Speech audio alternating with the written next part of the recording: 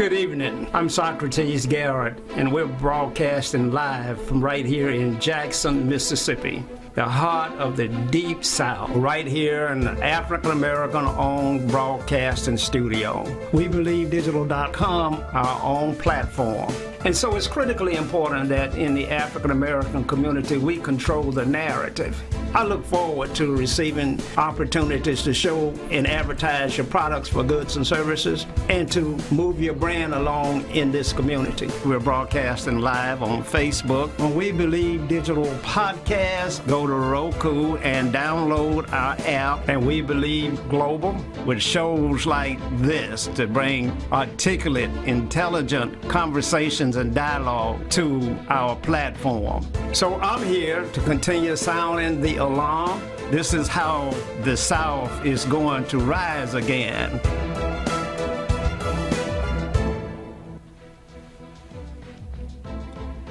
Good evening and welcome to another edition of Socrates Garrett Live. We're broadcasting live right here in our own studio, our own broadcast studio, owned and operated and controlled by African Americans. We're being seen all over the world in 139 countries. You can find us at on our website at WeBelieveDigital.com. You can find us on Facebook at We Believe Digital Podcast, on YouTube, We Believe Digital, Roku TV. You can find us at We Believe Global. Download our app and follow the tremendous talent and the information that's being shared right here out of this broadcast studio. We're second to none.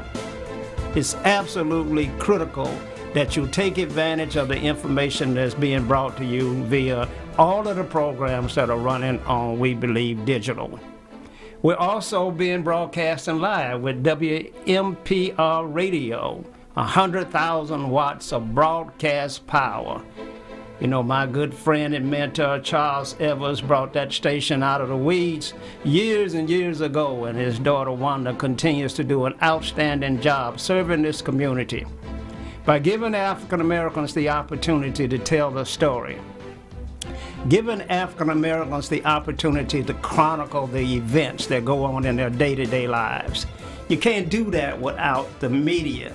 And while we see other networks popping up all across the country, like 95.5's over there now with the Black Information Network, we just cannot allow other folk to control the narrative about how we do things. So yeah, they may have tremendous sponsorships with McDonald's and Bank of America, et cetera, but we need sponsorships right here at We Believe Digital and WMPR radio station. It's hard to get that because we're not controlled. Kenny Stokes says we're unbought and unbossed. We're going to get the truth out. We're going to share what's real with our viewerships, whether it comforts or whether it pinches or comforts. We got to be able to do that, and the only way you can do that is to be a free African American. You got to be independent. You got to be able to put it all on the line. You got to risk everything. You got to understand that you may be blackballed, that you may be ostracized by the greater community, which always attacks our leadership. Kill the head and the body will die. That's been a known truth as long as I can possibly remember. Now, you can call in and express yourself at 800-492-5186. Again, that's 800-492-5186. Call the same number to advertise with us. We need your support. Your donations to our PayPal account would be greatly appreciated. It helps us go a long way in training young African Americans in media. It helps us to go a long ways in bringing you the quality that we want to and that we're currently doing. But in order to keep that up, we have to have financial support as well. We appreciate all of those that are supporting us, that are broadcasting their podcast shows here, and those of us that believe in what we're doing. We appreciate your support.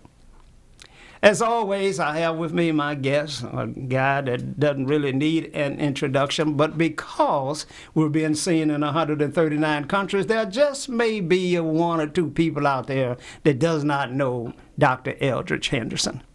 Let me introduce him again tonight. He is going to be with us, and he's going to share, and he focuses on solutions, on how we solve the problems that are in our community. Dr. Henderson, it's always good to see you, and it's good to have you back in the studio this evening. Welcome. Thank you, Mr. Garrett. Thank you. Tell us a little bit about the solutions and the kinds of things that our community is up against today. Well, I must tell you, and I'm going to be brief about it, the solution that we have to come up with is a multifaceted solution. The black people in America and the world, and I'm only concerned about black people in America and the world, going to have to do three things. They are going to have to come up with solutions to control themselves as individuals, their families, and their communities. And they must start with education and training. And there are a lot of other areas, at least 4 more, which I'll address later on, that they must control from birth to death. Black people in the world cannot depend on the European-centric education model anymore. Because when you have the human enemies of mankind teaching you how to survive, they're always going to teach you less than what they teach their people. And that's human nature. That's where it's supposed to be. And one shouldn't be upset and criticize one that's doing his job, that's practicing his religion, that's practicing his institutional goals, which is to keep others out and keep himself and his supporters in the mix of everything that's good. And that's economics, politics, and religion. So there is nothing wrong with the white supremacy model as far as white people are concerned. They should feel like they are superior in many ways. I guess that's what you're saying. But in the problem is that black people don't feel like they're superior. That's the problem. We don't treat our race the same way they treat their race. That we don't lock down on the principles that we sustain our race and support one another the way that they do their race. That's what you're saying? That's what I'm saying. I am saying history shows that in most cases, the person that has been trained by the mentor usually is going to look at him for guidance and support, and especially financial support, before they have the faith in themselves and the ability to gain the independence by working in a collaborative manner with their peers and getting the same support, financial support, moral support, religious support. Well, why don't we have that in the black community now? Why are we not supporting one another? Well, it's because of historical narrative, starting, in slavery, which I mentioned from time to time. But the most important and the most negative training that we see was in the church, in the religious segments that were taught to the so-called American Negroes or coloreds, starting in the 1700s. As you know, if you read the history, the blacks did attend church from time to time in small numbers in the white churches, in the balcony, in the basement. They had no participation, no leadership roles. And later on, they had so many black people coming to America through the slave ships and then on those breeding farms that they set up when they couldn't bring them in from Africa. So they decided to let the black people train themselves with monitors so they can teach them what I call that fake Christianity on the enemy's term. So blacks attended white churches in the basements, in the balcony? In small numbers. In small numbers? During the slave period. Seems like I heard that a little bit about First Baptist here in Jackson, Mississippi, that blacks attended church there in the balcony and in the basement. Of course. They did the same in the theaters and other places. They didn't want blacks to have the independence to be by themselves. But they finally got smart and said, now if we change the educational curriculum, we can let blacks teach themselves. So, I remember when I would go to the movies that blacks would be up in the balcony. that's right. We couldn't sit on the main floor. Were allowed to sit on the balcony in Canton, Mississippi. I remember that. And you had to go on the outside and go up the stairway, and if it rained, you had no shelter. You would jump out of your buggy, off your horse, or that old regular car you had, and run upstairs. Yeah. And it made no difference that they didn't have but 40 seats up there. If 60 of your friends wanted to go, there was no crowd control. Everybody just packed up there. Wow. And you better not make too much noise, because they come up there and throw you out of there. So the system then said that because there are so many blacks coming into America, and that we could no longer have control over the integrated approach to church and movies and schools and things of that nature. So the system then decided to appoint caretakers of blacks that would be in charge of other blacks. Well, that's the way you have to do it. See, when you don't want to do it yourself, you hire somebody else to do the heavy work, the hard work. And all you have to do is tell that person he or she is the chosen one, just like Jesus, just like the disciples. You are the one that I trust. You are the one that's going to be the leader of your people. I'm going to train you, and I'm going to support you and protect you so you can do the job. And the job consists of keeping the black person subservient to the master, keep him not wanting to be free.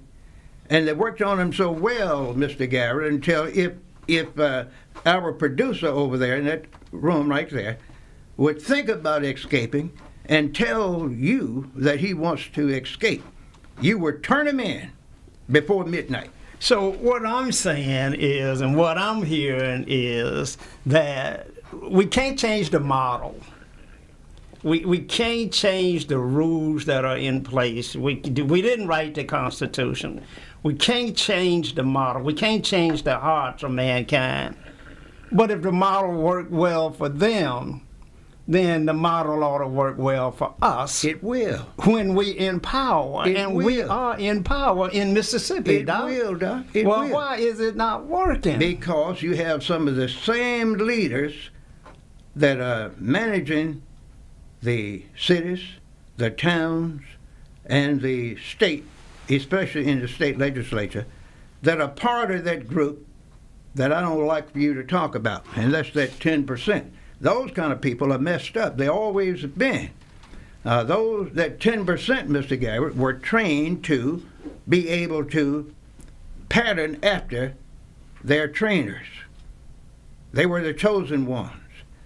And I give the example from time to time. If you look at the yearbooks of the black colleges and universities before 1962 and looked at the queens in those books, you were thinking you were looking at Harvard, University of California, Ole Miss, or whatever, when you look at the color of the black queens during those periods.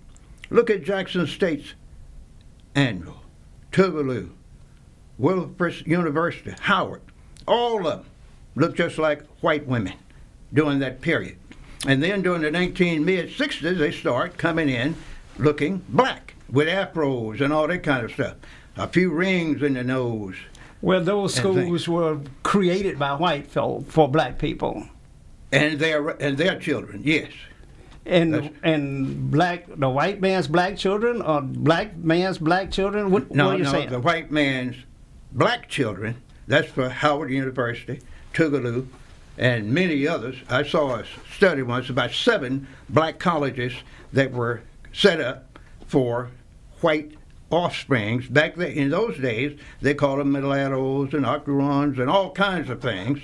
And if you would bat your eye and they turn around, you would think you're looking at a Caucasian. And I really don't want this show to just dwell on white folk, because we want solutions. We're going to get to that, but this is critically important. And we're going to have to deal with it, because until we understand the model and the system, we can't get our people to implement it for our greater good. Our people don't even know that they're following the model. They don't know that they've been put into place. They don't know that when white folk and black folk pat you on the shoulder and on your head and tell you that you're different, that you're better than everybody else, that's institutionalizing the system that was put in place to keep everybody under control. Again, this show is being brought to you by SOCRATES, GARRETT Enterprises, and S1-E8 COVID Solutions. I want you to call in at 800-492-5186. You can find us again on Facebook, on YouTube, on Roku TV, and we're live at WMPR radio station. I want you to stay tuned. We'll be right back after this commercial. Stay tuned. COVID's pioneering coronavirus protocol firm, S1-E8 COVID Solutions, is paving the way forward for a safer city government, delivering cutting-edge biosecurity and biosafety protocols which have been developed internationally by top virologists and scientists, using an all-natural cleaning solution that kills COVID-19 on contact like no other product on the international market. Let S1-E8 COVID Solutions provide innovative, rapid facilities testing and world-class, state-of-the-art bio-risk safety protocols for all of your coronavirus needs. Advertise on WeBelieve.global, a brand new digital media platform. Share your brand with our audience on our many global live stream TV broadcasts and over the radio. For more info, visit WeBelieve.global or call 800-492-5186, option 1. So, we're having an interesting discussion. Again, we're trying to set the foundation and get a clear understanding of how we got where we are. And since we can't change the model, we got to understand how to make the system work for us. And we got to understand why it's not working for us and who are the gatekeepers that are creating the problems for us. And then we got to figure out how to overcome all of that. So we were having a lively discussion about our HBCUs, about all of our colleges and how they were created and why they were created in the very beginning. And until black folks take the same model and create schools for their own children, that they control the curriculum, that they control who teaches our children, then we're always going to be subservient. We're always going to be dependent upon someone else for our survival. Now, there was a question that came in on the screen while we were talking, and it was asked a specific question. You want to respond to that? Yes, they wanted to know what meritorious manumission means. This was the old tactic they used on slavery, where if you were a black person and you turned a black person in that was trying to escape, or one that had planned to kill the master or kill the master's animals, that black person would be given an award. If it's a small thing, they would probably give him a few days off. And they have whipped the person that he accused of getting ready to run away, or he might have been talking about the master. If he was talking about killing the master and he turns him in, he's going to find this black person, beat him to death, castrate them. Even if females were involved, they would put them on the pole and put a horse on each end and break them loose. If they were pregnant, they would cut the baby out of the belly right in the midst of all the other slaves, and that black person that turned them in, if it was minor, again, he'd get a day off. If he did something that was significant, like say the master $2,000 or $3,000 by not allowing the black person to leave, the strong worker on the plantation, he would probably talk to him about freeing him, or give him a pass where he can go to town on his own for a month at a time. And what's this called again, Doc? I've not heard this term. Meritorious manumission, where you do something that has merit, and we're going to free you to the point where you won't be a slave anymore. And you'll be a free Negro, which was almost as bad as slavery. But it had to be significant. And the person they caught, Mr. Garrett, they would beat him to death or kill him or burn him at the stake. And that happened up until almost the end of slavery. So I don't want us to institute that model. I don't. I think, though, we do have to understand the system that was put in place, and we have to understand it and recognize it when we see it in today's model. It is today's now. There's an example that the people used in Mississippi during the 1950s, late 40s, 50s, and 60s, and almost to the 1970s. They had a group of Mississippians called the Sovereignty Commission, and they were spying and watching the blacks like Medgar Evers, Charles Evers, and many others in the 50s, and they made sure that when something happened, they had certain blacks they were paying and giving favors to turn them in, call in who attended the meeting to discuss voting, who attended those church programs when they were talking about civil rights. And those people have been identified in the Sovereignty Report, and one can go to the library and look at the archives. All of those names are not blacking out yet. And many of those guys and ladies are still alive in Mississippi, even though they're in their 70s, 80s, and 90s.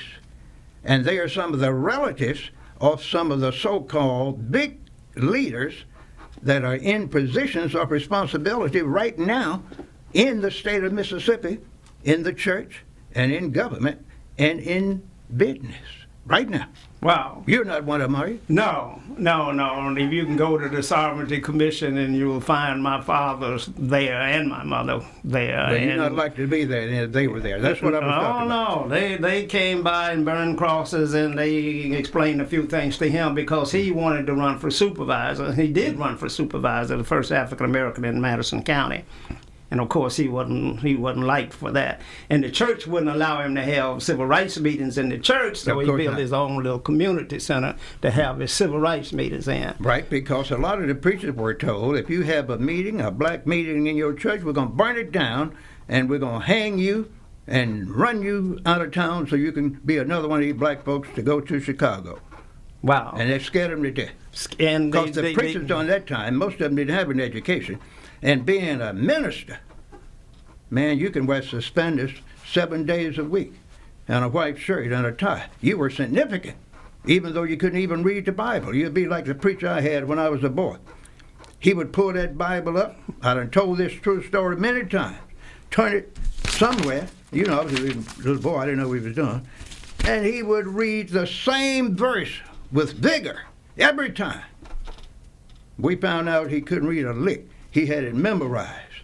And then he would start preaching without notes, jumping and hollering and spitting and moaning and groaning.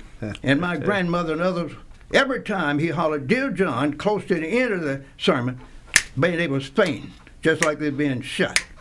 Fainting. Why were they fainting? Tradition. They were supposed to faint. That's right. The mothers in the church were the leaders of the church. They wore those white dresses, and they had on those hats. And when my grandmother would get ready to shout, my mother knew to go over there and get her purse, my grandmother's purse. Yeah. And get that baby out of her hand. Because she was going to faint. Oh, it was guaranteed. And she would drop just like that. Then they take her back in the little anteroom, pull her shoe off, wipe it across her nose. She'd wake up just like that, and they'd drag on back into church. And she'd sit there then. Every Sunday. Every fourth Sunday. We had meetings only once a month. She'd sit there and just do that. Praising the Lord. Praising the Lord.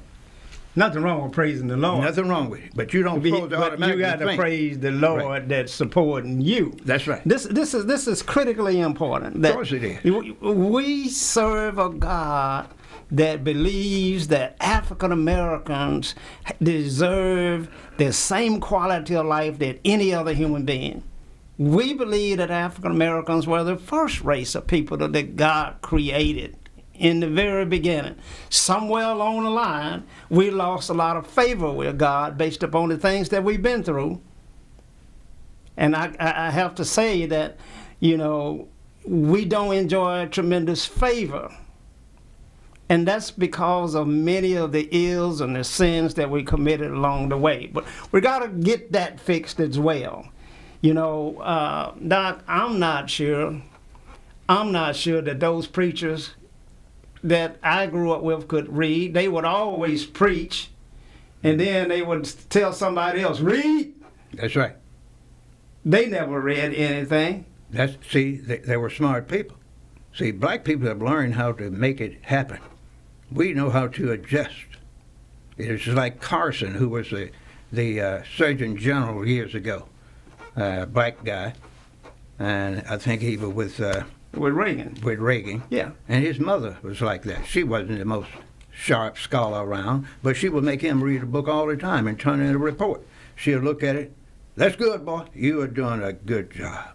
She couldn't even understand what he was doing. And he knew he was a scholar. Look what happened to him. Yeah. That's what parents have to do today. And that's why I tell folks, Mr. Socrates, you don't have to have a lot of education to work with your children. You give them assignments. You give them book reports. You give them math to work. And if you don't understand it, the little part you understand, highlight that and let them know it, or look at the other and say, is this correct? Yes, Mama. That's good, boy. That's good. You turn that in to your teacher. Wow. Well, we're going to dedicate the second half of this show to the solutions. We have to lay out the conditions that got us here and the problems that we face and the obstacles, both in individuals that are obstacles and circumstances that are obstacles. We have to lay those out, because until you acknowledge and define the problem, you can't possibly solve it. You got to first understand what the problem really is. Once you do that, then you have to go get the brightest minds that you can find that are not gatekeepers, that have not been appointed by someone else, that your oppressor, to create solutions to the situations that we're in. We're in a hopeless downward spiral. Doc, you say that we got less than 9 years. That's exactly Why right. do you say that? Because the history and the research shows that black people in America are worse off educationally and economically than they were 40 years ago, even though we have more people in college and universities now than ever before. Over 90% of the black people that have college degrees under 55 owe student loans up to $175,000. If they were in engineering and medical school, it might be $250,000. But even those that started to college and didn't finish owe from $5 to $35,000 or $40,000, and they have no degree, no certification in anything. They owe this money. They can't own a home. They can't own a car. Now they can get one, but they will never pay for it. They will never pay for that new car they get. And they are not trained to get a good used car. They want a new one.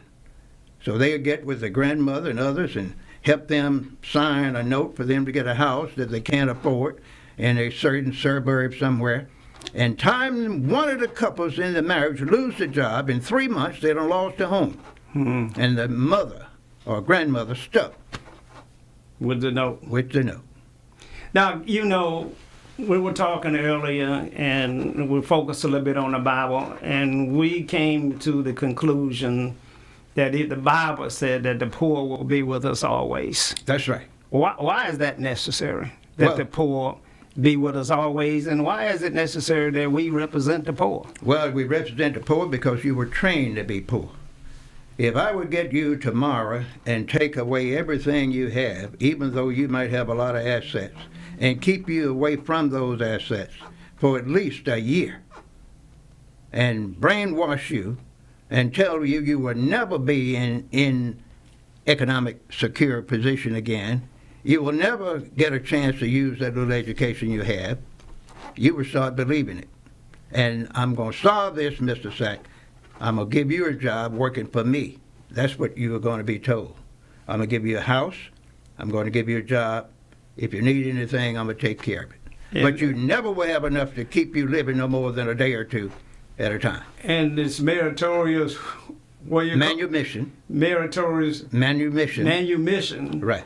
is in full effect at that point. And right now, that's right. You would turn your mama in if you were dependent on someone in your community to keep you and your family alive, because black folks love their families. That is, if they can stay together. They love them. They want to protect them.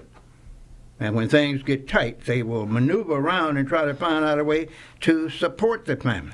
As long as it doesn't take away from the master's quality of life. The contracts for goods and services, they can't touch. That's right. Because the economics belongs to the oppressor. The one that owns it. The one that owns it. That's right. And it's not to be shared with the rest of society. Just enough to keep them alive so they can continue to work for them at a minimum wage or less. Listen, this show is being brought to you by Socrates Garrett Enterprises. You can reach us at 800-492-5186. We're going to take a commercial break and we'll be right back. COVID's pioneering coronavirus protocol firm, SGE COVID Solutions, is paving the way forward for a safer city government, delivering cutting-edge biosecurity and biosafety protocols which have been developed internationally by top virologists and scientists, using an all-natural cleaning solution that kills COVID-19 on contact like no other product on the international market. Let SGE COVID Solutions provide innovative, rapid facilities testing and world-class, state-of-the-art bio-risk safety protocols for all of your coronavirus needs.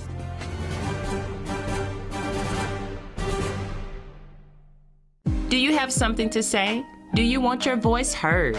Join the We Believe Global lineup. Be the star of your own show. For more info, call 800-492-5186, option number 1, or visit online at webelieve.global. Again, this is WeBelieveDigital.com, our own platform. We sit there at Roku TV. Our app sits right next to Netflix and Hulu's and everybody else. It's African-American owned. We're in the Deep South. Now, those of you in other countries and all over the world, you understand that this program is emanating out of Mississippi, the poorest state in the nation, and we're African Americans trying to make a difference. And if you are black in the poorest state in the nation, you know that the challenge is significantly more difficult than anywhere else in the world. But yet we try. Yet we try. Every day we get up, we get our tack hammer and our chisel, and we go to the mountain. Because we believe we can move that mountain. Blacks have always demonstrated that, but we need your help. We need your help. We need you to support us. We need you to advertise with us. And we need you to advertise with WMPR radio station, our sister broadcast network that we're live on right now tonight. 100,000 watts of broadcast power. You know, we were looking at the state budget just last week. And the state of Mississippi spends over $10 million a year on advertising. African Americans are 40% of the state of Mississippi, and we have not gotten one single penny for advertising at We Believe Digital. And WMPR radio station is not receiving advertising dollars. And yet we have the largest contingencies of African Americans of any other state. We have more blacks in the House of Representatives and the Senate than anywhere else in the world. But not $1 goes to African American owned media. There's something very, very wrong with that picture. And what we got to do is that we got to change that, and if we can't change the hearts and minds of those that oppress us, then we got to change our own hearts and minds, and we got to start supporting one another. We got to start utilizing the economy that we create. You know, there is an economy out here in the African American community, and has always been. Doc, you were talking earlier about the black economy and how it has worked and how we were able to maintain and survive and grow, educate our children, feed our families. And we had big families. That's right. We were able to feed them all, clothe them all, educate them all. And at the same time, a lot of your families had small businesses, little grocery stores, other businesses, taxi cab companies, a bus company here and there, a carpet company here and there, a painting company here and there. And they were making it. They were good. They might have not had the certification, but they were so good in their crafts until they would be called by the other folks to come and build me a house, do my painting, do this or that. And since there were so many black people doing that, they decided to organize this thing and put what I call critical marks there that said, well, these Negroes getting too smart in Mississippi, Alabama, New York City. We're going to form craft unions and make sure you're certified. You've got to pass a test in air conditioning and heating, in brick masonry and whatever, that we design and grade. So that eliminated the black folks from those trades. They could not get city, state contracts or anything, and they had to work in limited number from the people that could pass the test. But now if you had a son, he would automatically get in the craft. He would automatically pass the test. All he had to do is take it. And that's what they did in the legal profession in many states. Before blacks started attending law school in the South, the North, and other places, all you had to do is go to law school and get a law degree, and you could start practicing law the next day. But when blacks surprised the folks and didn't flunk out of law school the first, second, or third year, they said, hey, Negroes are too smart in America. We're getting too many black lawyers now. We thought we had trained them well where they couldn't compete. And they started giving the law test. You had to pass something called the bar. You had to pass something called the medical standard. Because you know you could become a doctor just by being assigned to a medical doctor for 3 or 4 years, and you can get your license. Doc, let's take a call.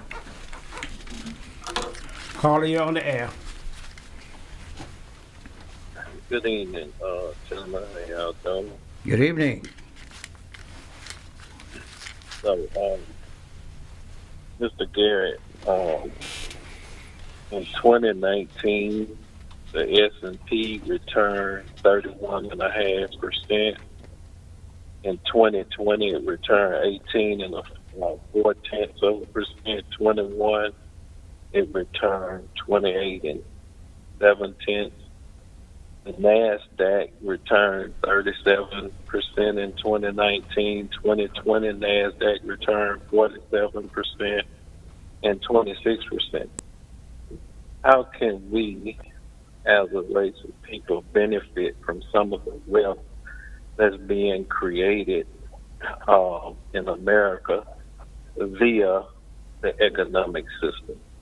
We're missing out on those returns hugely.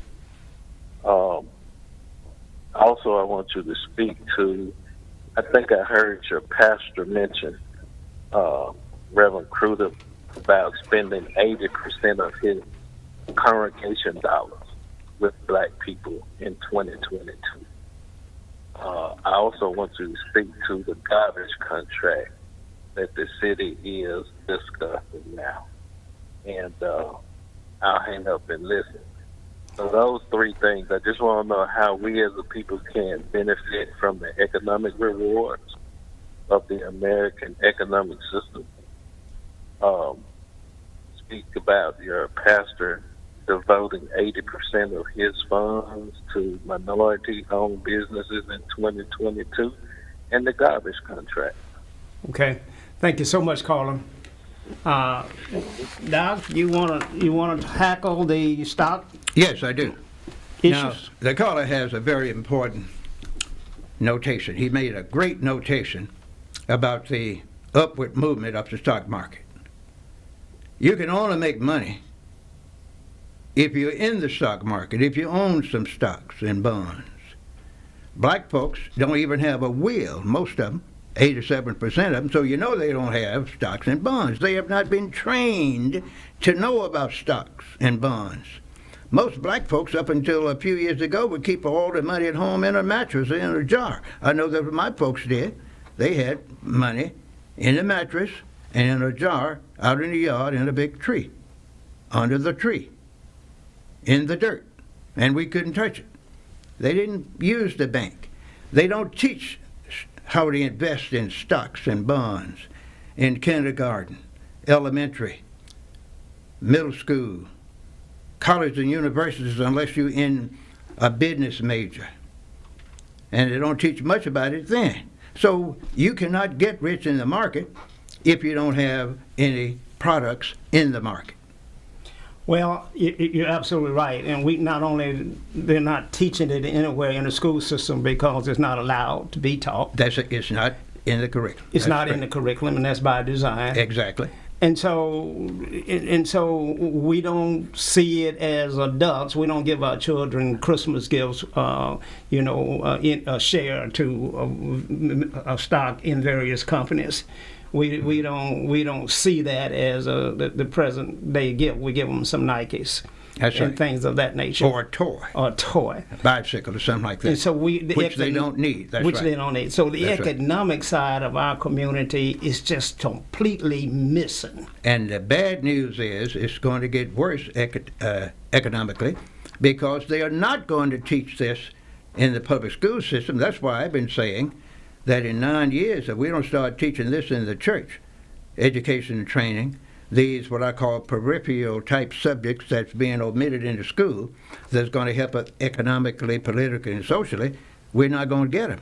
But now if you just allow 9 years to pass and you don't do that, we will totally be wiped out as a race of people. And when people hear me talking, they think I'm talking about the South. And I want the black people to know all over the world, if you're black, and you have no respect anywhere. America, Africa, Latin America, unless you pool your resources, work with your own people, build your own institutions, ladies and gentlemen, and forget about the people that designed and were born to keep you in a destructive mode, you're not going to get anywhere. And the economics, not only in the stock market, but the economics throughout our schools, our municipalities, our county boards, our airport authorities that are all African-American controlled. Over $1 billion annually flows through the hands of African-American gatekeepers. And yet none of those dollars can be realized or seen in the African-American community. There's not one African-American business here that has a modern-day building or more than 2 stories. There's not any African-American trucks that are running the streets of Jackson that I see. We don't repair our water lines, our sewer lines. We don't build our schools, and we don't build these churches in our community.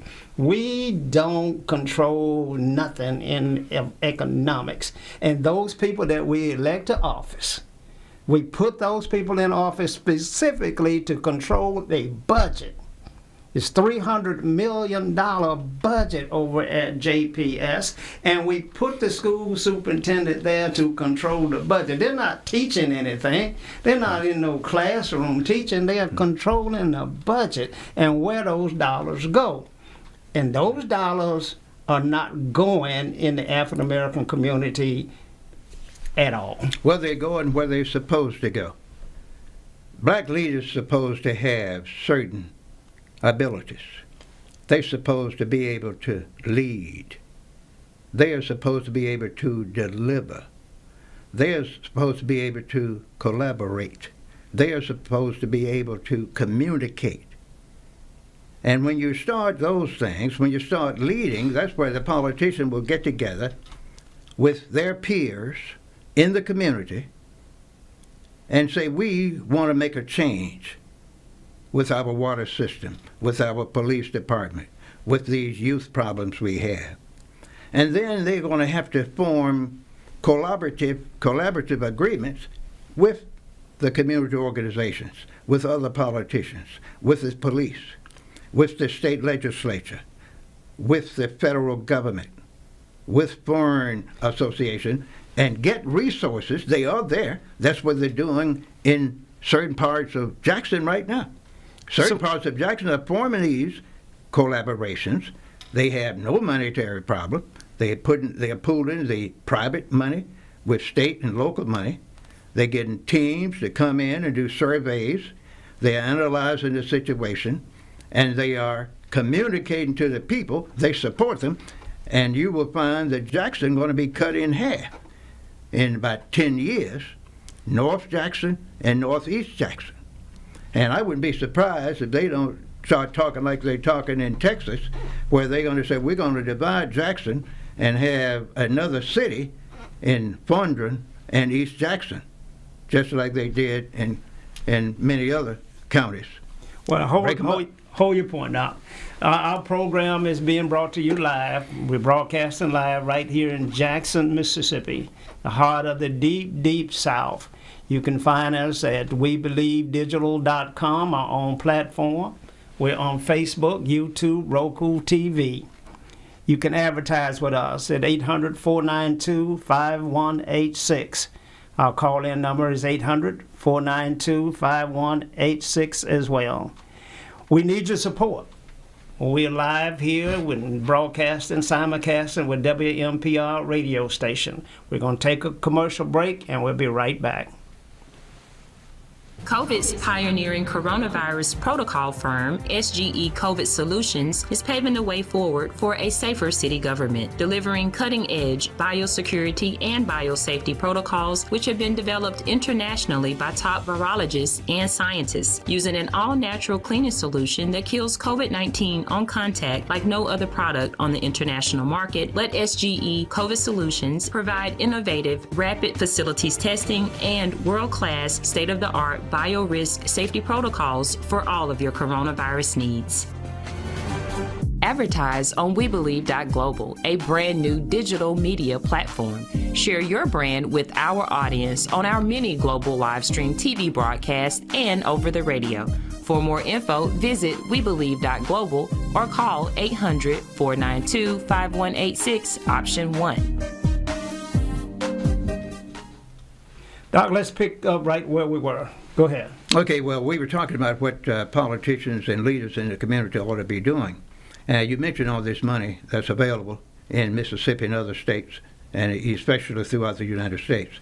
Our leaders appear not to have the ability to organize, plan, lead, and execute. And then when you do that, they don't have the ability to deliver. If a politician would give a contract to a vendor for $8 or $9 million or $200 million, and then don't have the skills and the foresight to hire a project manager to help them spend that money according to code, they will get anything. They lose that $200 million for that project, and they don't even know what they're supposed to have done. So they say the project is done, I want my $200 million, and they leave town, and in 30, 60, 90 days, the system is broken. Broken. And we see that happening time after time. And the politician, all he has to do is hire a project manager for each project, and I've been teaching people this for years. Any project over $25,000, you need to hire somebody as a project manager that knows how to interpret codes, how to do the math and projections to see what is going to work. One that has the ability to hire someone with the technology skills to run analysis on these new pieces of equipment, and then do a 5, 10, or 15 year projection to see how long it will exist. But now if you let the person you give the contract to do all of that, I guarantee you, you're throwing your money away. And that happens all over the country. All over the country. So our caller asked us to discuss a little bit about the 80% concept that Bishop Ronnie Crudup mentioned at the Economic Accountability Summit that was held at New Horizon Church. During the Economic Accountability Summit, the mayor of Jackson and mayor of Yazoo City was in attendance, and several of the council people and supervisors were all in attendance, supervisors of Hinds County. and where the Economic Summit asked them to commit 80% of their products for goods and services in the classification of project manager professional service contracts that Doc is talking about.